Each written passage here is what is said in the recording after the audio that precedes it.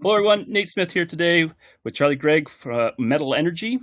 He's joined me to talk a little bit about the kickoff of the season and what we can expect, as well as he'll answer some of the questions I had there with regards to what led to the development of the project. So, thanks for joining me here today, Charlie. No, thanks, Nate. Nice to be on. Yeah, it's great. So I'll throw up. I've did a bit of a video share here, so, or not video share, but a screen share with a presentation. So just give me a second. I'll get that up. Sure. All right. Let me know when you can see that. Yep, got Oh, it on great. my front. Nice. I'm just going to leave it in this mode. So yeah, let's kick it off here. Let's talk a little bit about first things first. We're into Greenfield Adventures, and for those in the know, right? I mean, acknowledge you guys have got Tech and Centera on board right off the bat here, as well as our friend Tom Woolrich there from Deutsche Rosthoff is involved. So you've got a vote of confidence there from institution and larger companies out the gate. I think that speaks to the quality of the project, given that it is a greenfield. But I guess off the bat here, how are Tech and Centera involved at this time? Are they contributing to any of the technical work, or keeping it all in house right now? And then later on, as the season progresses, are they going to be involved in any sessions? Can you walk us through what that looks like? Yeah, well, Tech, we had them on the ground when it was still a private company. I mean, just a tip of the cap here to my partner, Alex Walcott, a geophysicist. So I worked closely with him on lots of projects. Initially he was a contractor, and I think we, had claims in the same area at one time. That's actually where I first met him, but I've used him as a contractor before on various projects. A very smart guy, very good at what he does, very experienced, not as creaky old as me, but, really find working with him, gives us a bit of a leg up. So, this is a project that he initially staked in 2010, and I was involved maybe from not long after, maybe a year or two later, and because we were both working or had claims in the same company, and then we just kind of grew it from there slowly, really not. Not very quickly initially, but yeah, that's kind of how it got going,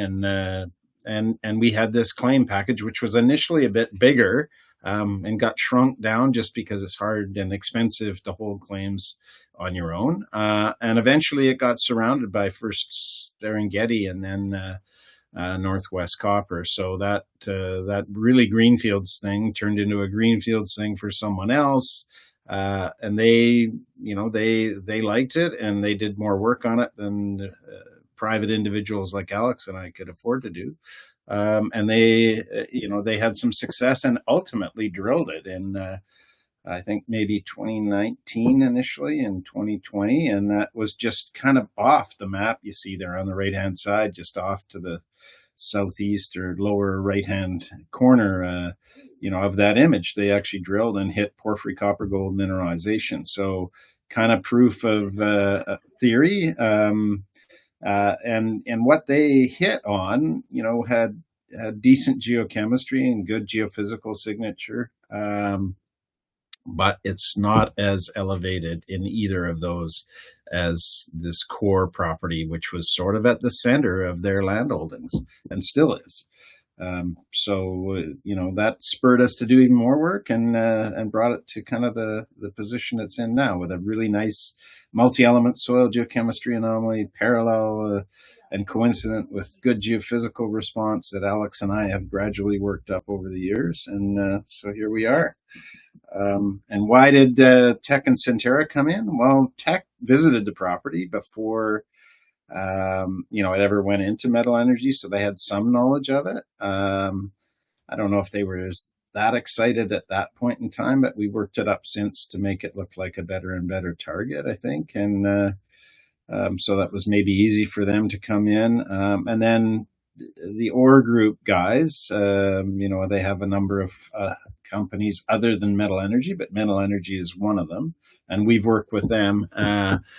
And they have brought in Tech on another project, American Eagle Gold, that we've also done the work on. So, I think they felt more comfortable because of that. And Centera then is kind of a fairly close by neighbor with their ChemS project. So that was kind of a natural with them. I think they also, know me a little bit, but perhaps more significantly, they know Alex better because he's worked a lot with those with Centera, and trust the work that he's done. And I mean, aside from me trusting him and working with him, he has a very good reputation in the business, and so there you go. Did Yeah, that it's a answer great. the question, or did I Yeah, yeah. totally? You got into some of the material that we'll touch on. I've got some slides prepped on some of the Okay. earlier work there under Yeah. Serengeti and then Northwest. So yeah, we'll come back to that. And then yeah, thank you for answering the question there for their involvement. What about going forward? Are there going to be regular technical sessions with them, or are they hands off the reins, just letting you guys do the work? Actually, just finished scheduling one for next week with those guys. So yeah, we've done one, and interestingly, Tech and Centera, they're going to be on the session together and have been. So it's a good partnership. Yeah, they're Yeah, a bit working of together too. collaboration. That's great. Yeah, it is good. I mean, I like it. It's saves us a little time, but I know those guys and been on a couple projects where they've been on, and I've known some of them for quite some time. So it's good. Great. Well, I guess before we get too far into it, let's talk about your own feelings about the project right now. Like, when was the last time you were involved with or excited about a project like this with its potential at the gate? Like, would you be going back to GT Gold days, or is there any other projects like this that have got your attention at a greenfield state with what we have with the data in hand? Well, this is a pretty exciting one. I mean, they're nice anomalies. There's a little bit of a trepidation all the time, but it's a pretty darn nice group of coincident anomalies, and it is, it's different than GT. This one, I have an ownership position, underlying rights holder. We've put a lot of our own blood, sweat, and tears, and a considerable amount of money into it, some of which we've got back. I wouldn't say we paid, Alex and I paid out our time, but the option agreement looks like a really juicy one, and it will, it has the possibility of being one should we hit, because we're shareholders. But we're putting we're taking a lot of the risk on this. We got some cash back, but certainly not the time we've put into this. I mean, shoot, that's this thing is 16 years down the road now, but since staking, and since Alex first staked it, and 14 since I think we had our guys on the ground, and etc. Maybe not quite that long, but it's been a while. So yes, it's very exciting. And GT, I wasn't the underlying rights holder on that property. It was exciting. There's no doubt about it.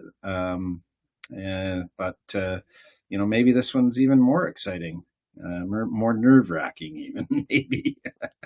That's good. But that Keep was you a on your great toes. one. Yeah. Yeah. But I like every project. You know what? I love geology. I love rocks. I even like unmineralized ones, but the mineralized ones are perhaps more exciting, obviously. But Yeah. anyway, Keep the lights on. yeah, Gotcha. Okay, so let's jump in. So your announcement there, I think it was last week or previous week to that. You're looking at 6,000 meters across 12 holes. So that's what I have on my screen right now. Was the screenshot from that. Let's yeah. walk through a couple of these. Well, actually, before we get into that, let's talk about just some of the admin and the schedule for this. So starting time, looking at mid June, late June. Has that been locked in? Yeah, I think we're looking at mid-June. There's been a big snow year up there, and everybody's going, oh, like you won't be able to go in as early. But I go back a long time, like 45 years ago when I first worked up in there, and this was a story I've told like 8 million people, probably even you. First time I was up in the Tootagon was in 1981. And I was flown into Sturdy Strip, and then in the chopper up to Lawyers, where the Lawyers camp was, which was right on the original mining zone, Amethyst Gold Breccia zone, with Cerem. And, I shoveled snow for 3 weeks, and I arrived on May 8th, and I finished shoveling out the water line, I think, on May 31st, and it was 500 feet in vertical between where the pump was and the top of the water line up on the top of the hill there. And by the time I got finished shoveling out that water line, the snow was pretty much all gone. And at the start, I was shoveling where it was over my head, out of a trench of snow. So, it goes pretty fast once it starts melting. So I think mid-June we should be okay. That's when we're mobbing in, and we should be drilling. Not long after that, maybe a week or 10 days, I would hope. Okay. And then let's do some shout out for the team members who are going to be supporting that. So, who's the on-site management team for this project here going forward, and what's their cross? Do they team members from the CG associates, or who's running the show up there? Yeah, geologically, we'll have Emily Oval doing that, and she's a gal who was kind of cross-shifting with Dave Hoke on the American Eagle Gold drilling last year. Has quite a bit of experience going back, working for PTU Gold, both on the BAM property in the Golden Triangle, and then over down in Nevada for those guys. And she's been on American Eagle 2 full seasons, so has a good handle on porphyry deposits. Originally from out east, but she's just got a great positive attitude, full of energy, organized, that kind of thing. And we haven't settled on the cross shift. As I like to tell these youngsters, it's like, cross shift? What? You want time off during the summer? You kidding? But I'll be up there, for certainly at the start. But and we got a bunch of other youngsters that are coming in that will help us with that, and we'll be good. We're sort of still settling on a cross shift for Emily, but she's going to get it. Yeah. And then, as far as facilities, I mean, is the camp facility been sited? You guys got a good camp cook and catering all sorted out? Yeah, we've got good contractors that are experienced up there. So, we've got all that sorted out. It's going to be. We're kind of working on trying to reuse Northwest Copper's old campsite. That we haven't signed an agreement, but they've been very cooperative, and the whole idea was to use that camp where all that's there really are tent platforms, so just a bit of plywood. But it makes less of an impact. It's in the valley just off the north of this figure, in fact. Doesn't quite show where that is on that figure. It'd be a little bit farther off the north end. It's about, just over a kilometer down in the Niven River Valley.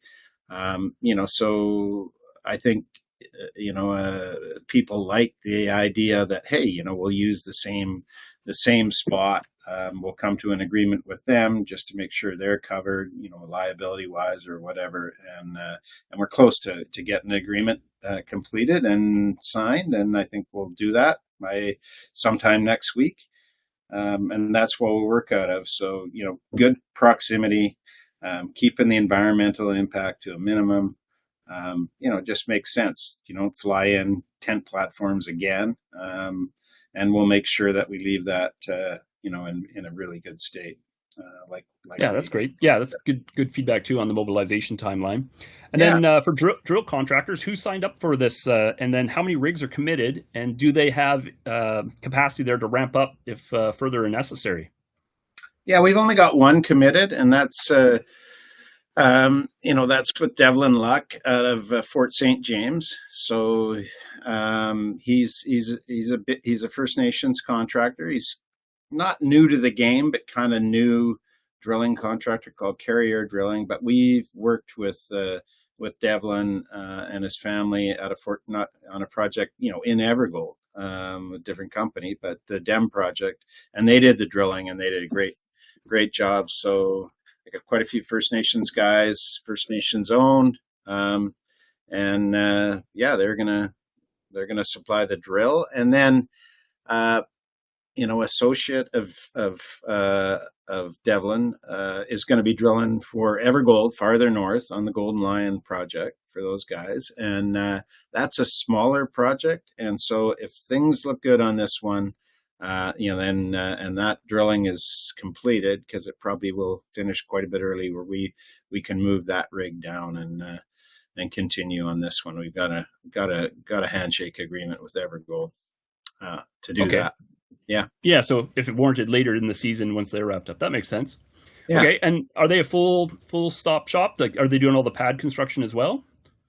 No, that's going to be with Rugged Edge Holdings. So they're very experienced in the area. I've worked with Julian Remillard and Rugged Edge, going back a long way. They did the initial work at Saddle, with the GT Gold discovery, and then when I was doing the mapping at Bruce Jack, and it was often terrible weather. It was Julian and his boys out there building a lot of pads there, and so we got to know one another pretty well. So we got a really experienced crew. It was tough to get people, with this busy year.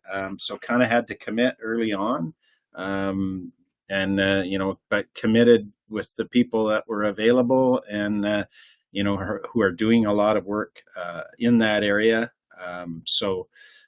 We're working with him, and then kind of covered our bases a little bit, working by hiring a Gitsan fella out of who lives in Whitsett, and that I've worked with, since the Bruce Jack days, and actually had a pad building company with. So he's working directly for us. His name is Colin Jack, and he is a hell of a pad builder and an amazing human being, a great guy. So we've got him, there, and shoot, he could probably build the pads himself, really, but because he really is like, quite a specimen. A very strong guy, very good at what he does, very reliable, and he's working with us. And like I say, I've worked with him a lot. We actually had our own pod building company, him and I, and Kim Marion, a Taltan woman, so who runs another business, and so we have that kind of covering us, and he'll help out with Julian. Those guys, he'll work with the Rugged Edge guys as need be. So Okay, that'll be good. We got that one you cover your base for a cross shift there. Yeah, don't know how good the cook's going to be, but yeah. Okay, and then I guess to round it out, the heli team, so they'll be flying up and down. They're all locked in. Yes, that's right. So we got a helicopter on contract with Silver King, and Silver King has agreement with all the First Nations in the area. And they're Smithers based, another local outfit, as is Julian and Rugged Edge. They're Smithers based, so we're using local contractors, and they're also, they do almost all the flying up in the Toodoggone. So very experienced up there, good pilots. We worked with them for years. They did all the flying at GT. We know them well, and it's a big key, right? Locking up some good people, and they really are great people. Ryan Hines and crew.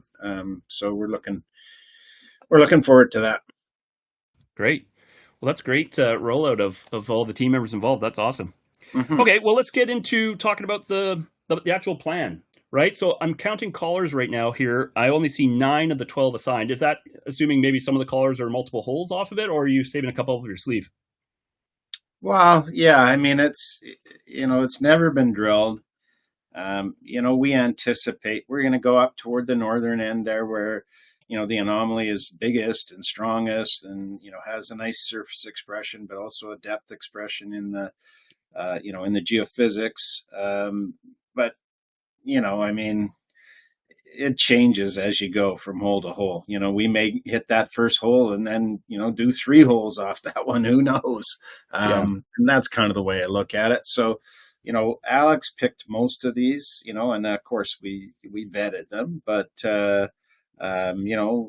it's like, look, we got a big, really good surface expression. Let's just go to the best part of it. And Alex, if you do the inversion, why don't we point at the best chargeability to start with, and then we'll kind of take it from there. And we'll have a way better handle on what we see in the geology when we pull the first hole out of the ground and look at it, and I'll be there. So we'll take it from there. But we threw on a dozen. I'm just being straight up about it. And some of them are kind of all in a row where we get a nice fence. So a fence is where the holes they're all pointing in the same direction at the same angle, but not from the same pad.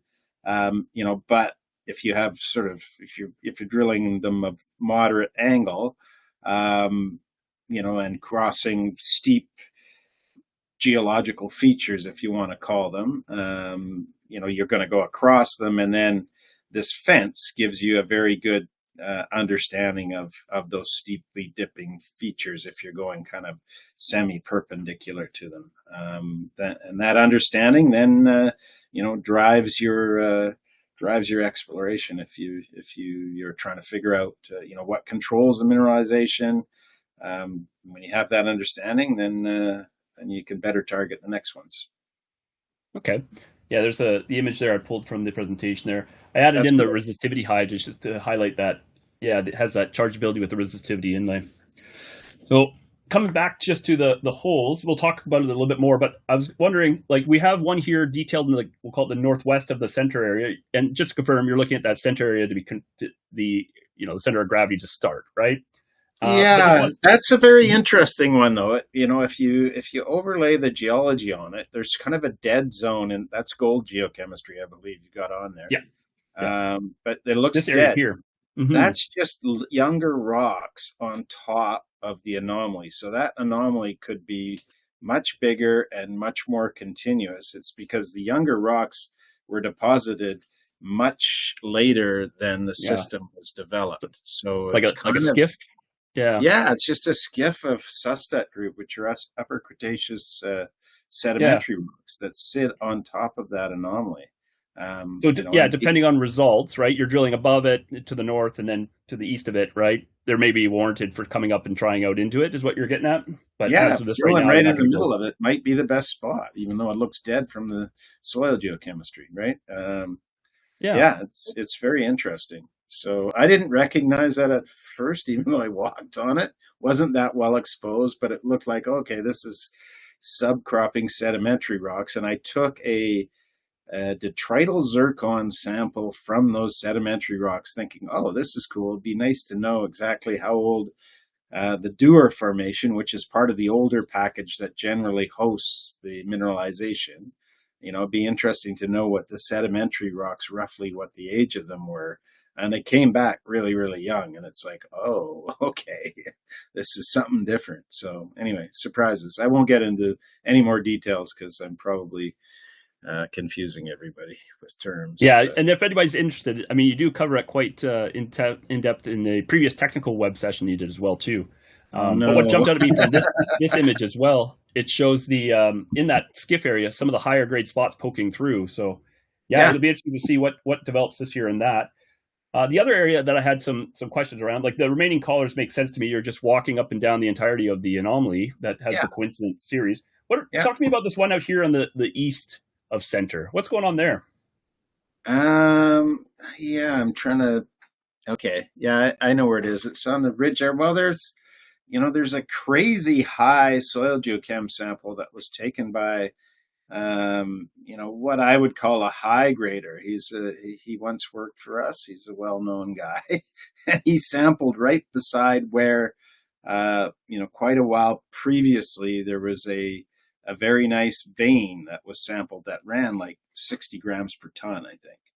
Prospectors found it that were working for the previous property holder way back in 2010, I think. And that soil geochem sample was taken there. But there is some of these veins out there in sporadic outcrop, and they can yield some really nice numbers. So that's where that kind of came from. So signature of the system, something's burbling down there. There's some really nice veins with copper and gold in them. Maybe that reflects that, but at depth, the geophysics is good, kind of out in that way too. So something presumably down there. Let's go find out what it is. Okay, yeah, that's great. And then let's talk about the depths. So, what's your targeted depths for most of these holes right now? I mean, the signature. This is from the session that Alex did there, developing the overlay walkthroughs on strike and plan and in cross section there. Like Yeah. like depths looking like approximately into like the kilometer plus. So, what are you guys targeting for depth for planned? And then, I mean, what does it mean if you guys are starting to drill below that? Well, I think the holes initially that we show are, 600 meters about. But you're in good stuff. You don't stop. So We'll see. I don't know what the maximum depth we could go to with this rig, but I'm sure 1,000 wouldn't be a problem. And yeah, I mean, it's just, what do you see initially? You want to drill across that altered and mineralized zone. Yeah, I would say, we're willing to go to the depths of the earth if we have to. I mean, we didn't plan that deep of holes when we were at Saddle with GT. And what did we, I forget how far we drilled on those, like maybe 1,700 meters or something like that. Crazy. Yeah. Yeah. I guess too, with the sequence of drill availability, right? Like if you're starting to drill deep, your productivity is going to go down quite a bit. So Yeah. likely if you do have any, you want to go deeper still, you'll be coming back to them once that's available. Is that right? Yeah, that's right. I mean, it gets pretty inefficient. You're not getting the meterage once you get way down there. But 1,000 is not, that's not. You're still getting pretty good productivity down to there. I think your productivity is really good down to 600, 700 for sure. And I don't think collaring these holes is not going to be. There's not a lot of till, so we'll get into bedrock pretty quickly. And touch wood, everything goes well. But yeah, I mean, I guess that brings up the question of like, how long could you push the season in this area? Like, when do you guys get snowed out?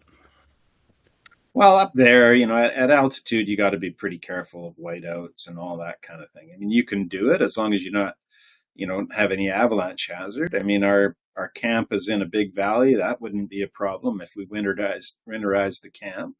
And if you're up on the ridges or something like that, you'd be fine.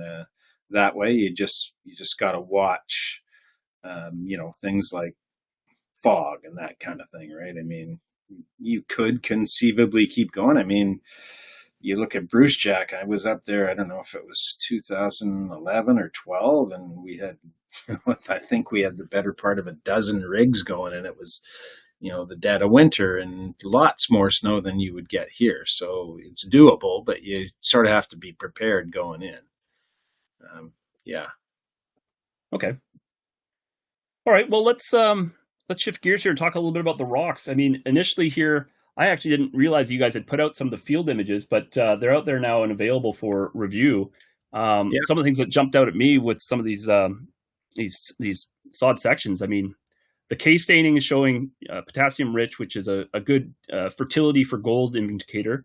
And I mean, there's one sample on the left-hand side. I mean, you see evidence of potassic alteration, a classic A vein. Looks like sulfide loaded. What is that? Magnetite and biotite alteration with that. And then Yeah. Looking at some of the other ones, like the sheeted veins and other vein samples that are across the property. Are these all localized to one area, or was this over multiple areas across the property? No, they're from different areas. I mean, the one with the case bar staining is from the sheeted veins. So that picture, the second one, I think you show with the sheeted veins, that Yep. that one, the sample that's stained is from that same outcrop, and that is across. I think it's like that sheeted vein system is across, the slope about 7,500 meters across in. It's not shown right on there, but it's kind of north of that little pale blob. That's the blob of younger rocks we were talking about on top of the anomaly. It's just down the slope to the west of that blob in a valley, in the upper part of a valley. So a couple of those pictures are from rocks there where the sheeted veins are. And then the sample on the right-hand side doesn't have much case bar. The case bar is an indication of the temperature, and potassic alteration, which is biotite, magnetite, and there's loads of magnetite in that stain sample, and the potassium feldspar around those nice sheeted veins with the sulfide center lines, are a really great indication that it's a fairly hot system right there. I don't think we're staring at a completely unearthed porphyry system, right? I think the potential is more at depth. It's not,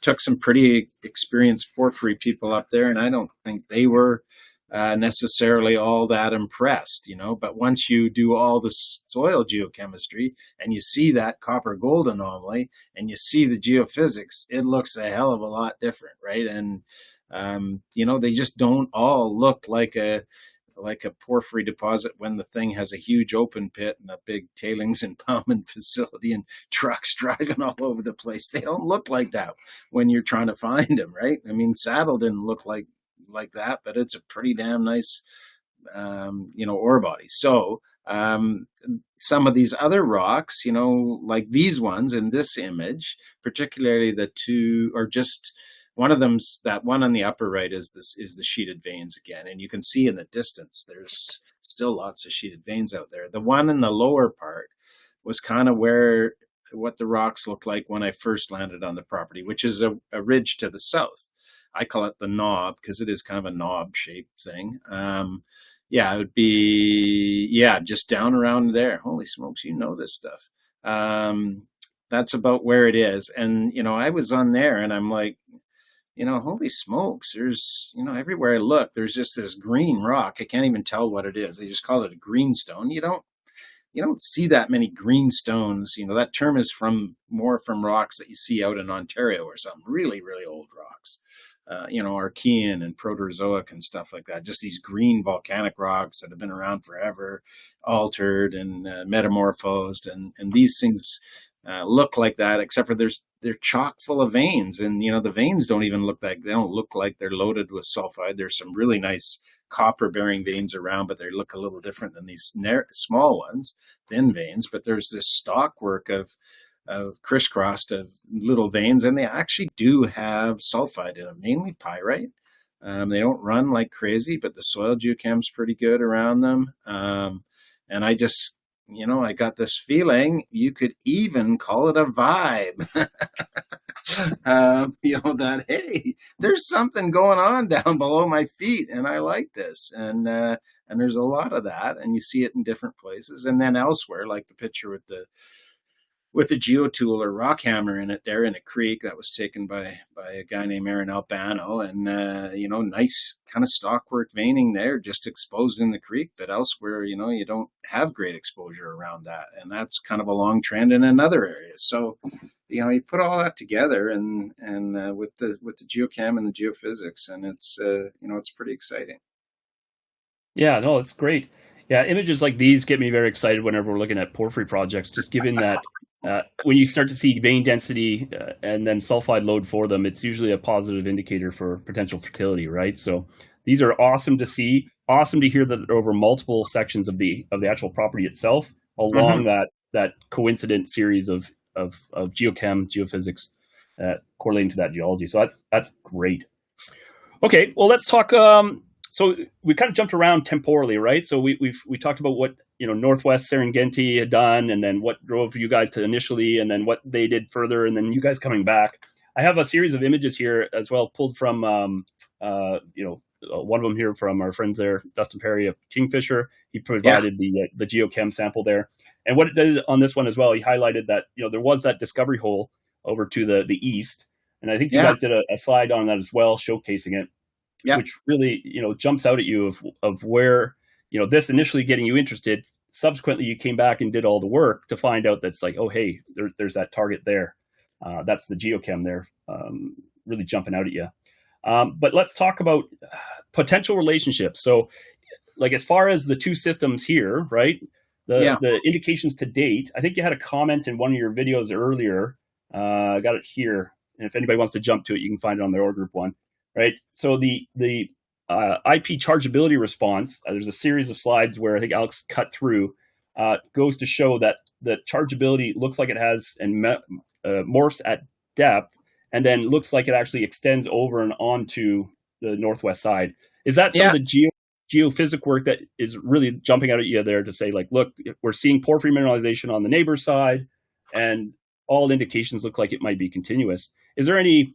Can you add any more to that or take away from what I'm extrapolating?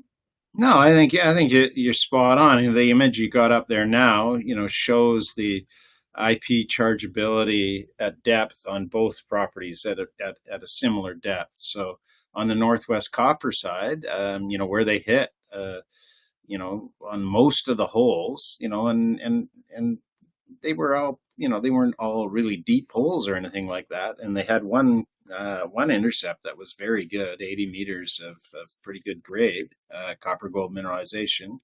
That's awesome. And then, as we were doing the geology, everywhere I went on our property, there are porphyritic intrusions in a number of different phases on our property. Not necessarily all chock full of mineralization, but they are kind of coincident with the soil geochem anomaly. So the system's driving there. They got porphyritic intrusions. They're pretty high K. I've stained a bunch of them. I got nice K spar phenocrysts in some of them. Other ones are very small phenocrysts. So they're quite a variety. So we knew that that was going on, and when we did the geophysics, you see that, or geophysics, you see that arm as you go to depth in our survey that kind of heads out to the east, and it does link up with that survey. And Alex did the surveys for Northwest before he did ours. I mean, we did some shallow looking ones in a small area. I forget what year, but might have even. I don't think it predated when they did their work, but it might have been around the same time, and didn't know it linked up. But as you do more deeper looking surveys, you see that they actually do kind of come together, and they're related systems, and they showed there was copper gold mineralization, but our geochem was stronger. That you're kind of comparing apples and oranges, because some of their geochemistry in those big blue swaths are down in the valleys, so they're sampling more organics or whatever. It's not directly comparable all the time, but where they did their initial drilling and had that 0.56 over 80, almost 82 meters, the soil geochemistry would be comparable, and it's not as booming. And there can be a number of reasons for that, but it does kind of make it look like, at least right now, and hopefully I'm not deep six in this, knocking wood and touching wood and whatever, crossing my fingers, but it looks like we got a pretty prospective part of the ground from the soil geochemistry, and let's hope it goes to depth. I don't. Yeah, hopefully it's indicative of possibly some early scout drilling for consideration, right? Like, it looks like they've tagged into something that's related, and it'll be interesting to see if that relation can be established and extrapolated across.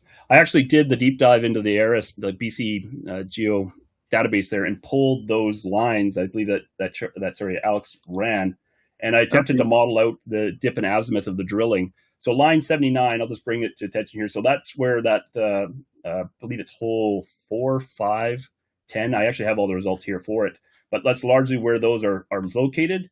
And as you can see here, as you mentioned, right, largely most of the holes that were drilled were shallow.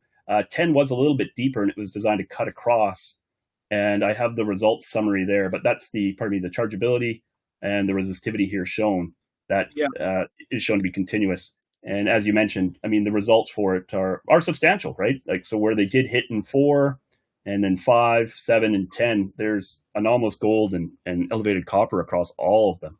So I encourage anybody else who's got a aptitude for navigating and digging through the archives to go and take a look at this data yourself, to then model it up so you can actually take a look at it on your own. But here's a sneak peek of my own attempt to model it out.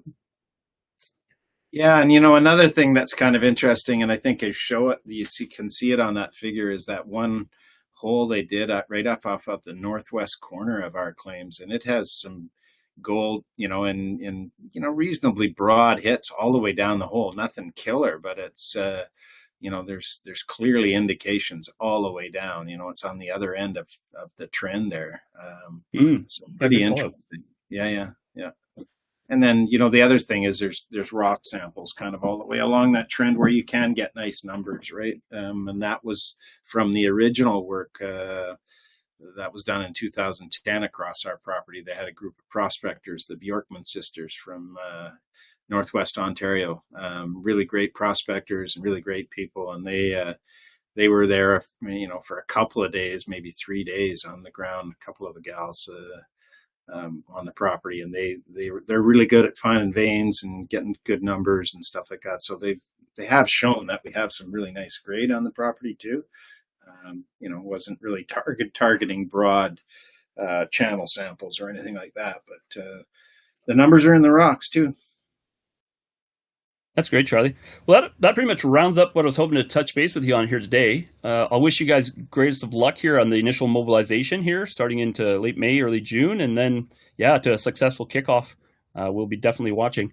Any chance for a site visit this year? Are you going to be organizing anything, or? You can come up anytime. Okay. Let me know. If you're out in BC and I'm out in BC, I'm sure we can figure something out. And yes, we'll whenever you want. We'll have a crew up there once we get going, and people will be coming back and forth. I would think once or twice a week. We'll probably have got to ship groceries in and jump in the fixed wing, fly into Sturdy Strip in the middle of the Tutagon, and we'll come out and get you and drag you out for a site visit. It'd be fun. Great. Thanks, Charlie. Okay. Well, we'll cut it up here. So thanks to everybody. So that's Metal Energy on the TSX, MERG. Thanks again, Charlie. Yeah, thank you, Nate. Appreciate it.